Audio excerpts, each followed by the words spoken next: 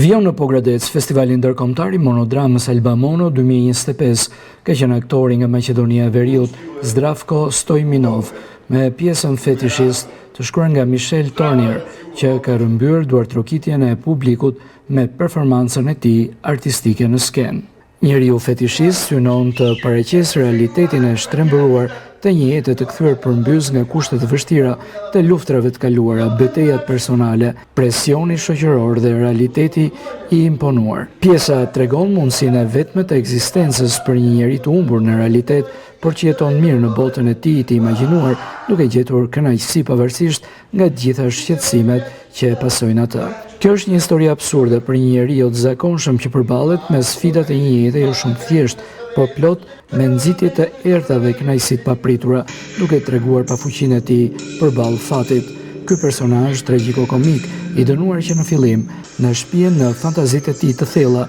që mund të kishte krijuar një jetë të re të mrekullueshme, nëse vetë fati nuk do të ishte përfshirë si një konstante e pandryshueshme në të gjitha alternativat e mundshme të ekzistencës së tij.